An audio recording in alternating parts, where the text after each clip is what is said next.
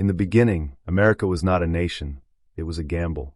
13 scattered colonies, bound more by frustration than unity, stood on the edge of rebellion against the most powerful empire on earth. They had no treasury, no central bank, no stable currency, and no guarantee that tomorrow would exist at all. What they did have was belief that freedom was worth any cost. But belief does not pay soldiers, and ideals do not buy gunpowder. Revolutions require money, and money was the one thing America did not have. When the first shots of the American Revolution echoed across Lexington and Concord in 1775, the colonies were already drowning in financial confusion. Britain controlled trade, regulated currency, and drained colonial wealth through taxes and restrictions. Ironically, the very financial pressure that pushed the colonies toward rebellion also ensured they were unprepared to fight it. Congress could declare independence with dramatic words, but it could not print legitimacy. It could not tax efficiently. It could not borrow easily. On paper, the rebellion should have collapsed within a year. At first, the solution seemed obvious: create money. The Continental Congress began issuing paper currency, what became known as Continental dollars. These notes were promises of future payment, backed by nothing more than hope and the idea of a nation that had not yet survived its first winter. At the start, people accepted them out of patriotism. But patriotism fades quickly when bread prices double and wages buy nothing. Congress printed more and more money to keep the army alive, and with every printing press run, confidence evaporated. Inflation exploded. Soldiers were paid in paper that lost value before payday arrived. Farmers refused to sell crops for currency that might be worthless tomorrow. Merchants demanded gold, silver, or foreign coins. Soon, not worth a continental became a national joke and a national tragedy. America's first experiment with money nearly destroyed the revolution from within. The army was starving, desertion was rising, and morale was collapsing. It was at this moment of desperation that America learned its first great financial lesson: money without trust is just paper. With domestic options exhausted, the revolution turned outward. If America could not borrow from its own people, perhaps it could borrow from the enemies of Britain. And no enemy of Britain hated the empire more deeply than France. The French monarchy did not care about liberty or representation. It cared about revenge. Britain had humiliated France in previous wars, stripped it of territory, and damaged its prestige. Supporting the American rebellion was a strategic opportunity to weaken a rival without engaging in open war. But France could not openly fund a rebellion against Britain without risking global conflict. The money had to move quietly, disguised as aid, gifts, or commercial transactions. This is where the financial war became a shadow war, fought with ledgers instead of cannons. Benjamin Franklin arrived in Paris not as a soldier, but as a financial ambassador. He understood something crucial: wars are won not just on battlefields, but in drawing rooms and banking houses. Franklin crafted an image of America that Europe could invest in: humble, virtuous, brave, and destined for greatness. He charmed philosophers, nobles, and financiers alike, selling the idea that America was not just a rebellion, but a future market. Behind the scenes, Franklin negotiated loans, arms shipments, and credit lines. French banks quietly funneled money to the American cause. Gunpowder, muskets, uniforms, and naval support flowed across the Atlantic. Officially, these were gifts.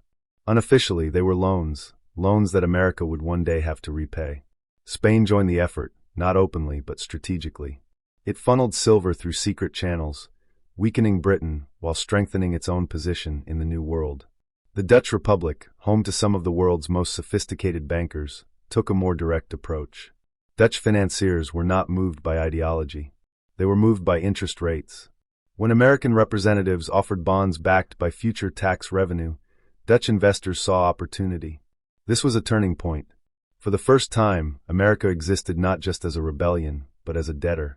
And paradoxically, debt gave the revolution credibility. If foreign bankers were willing to risk money on America's survival, then perhaps America was real after all. As loans accumulated, something unexpected happened inside the colonies. The chaos of war forced coordination. States that once guarded their independence now had to cooperate financially. Congress tracked expenses, negotiated repayment schedules, and issued debt certificates. Soldiers were paid in promises. Merchants accepted government IOUs. Bonds circulated among civilians, creating an early secondary market for American debt. War had done what peace never could: It forced America to think like a nation. By the time victory was secured in 1783, the battlefield was silent, but the financial war was just beginning.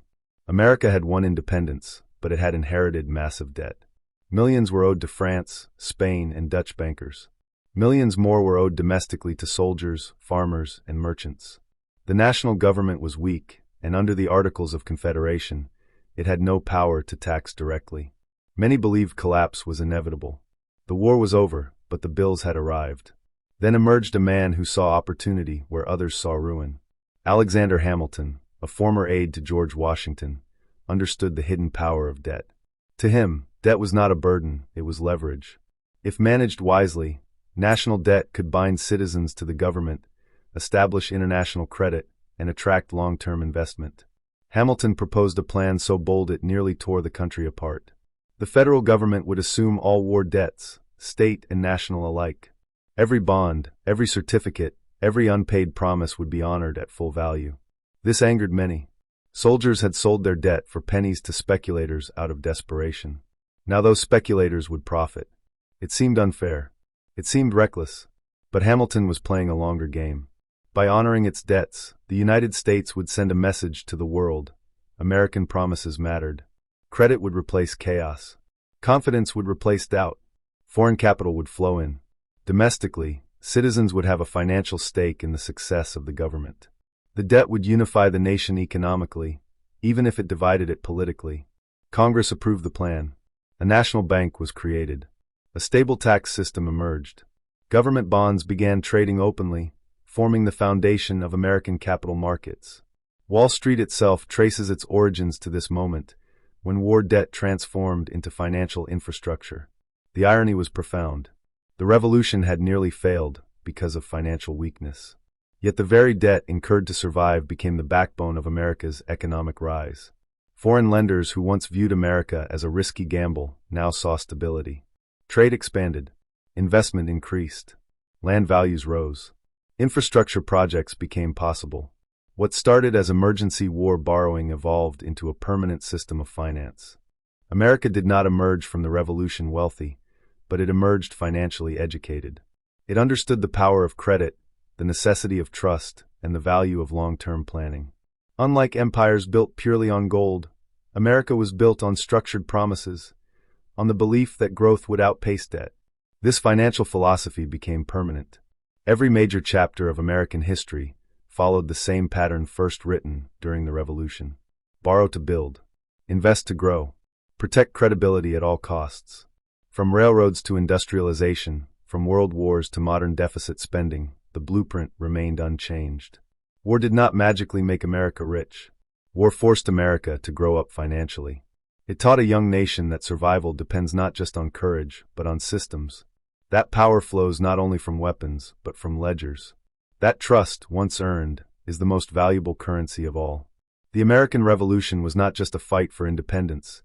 It was the birth of a financial empire, forged not in gold, but in debt, discipline, and belief in the future. And that legacy still shapes the world today.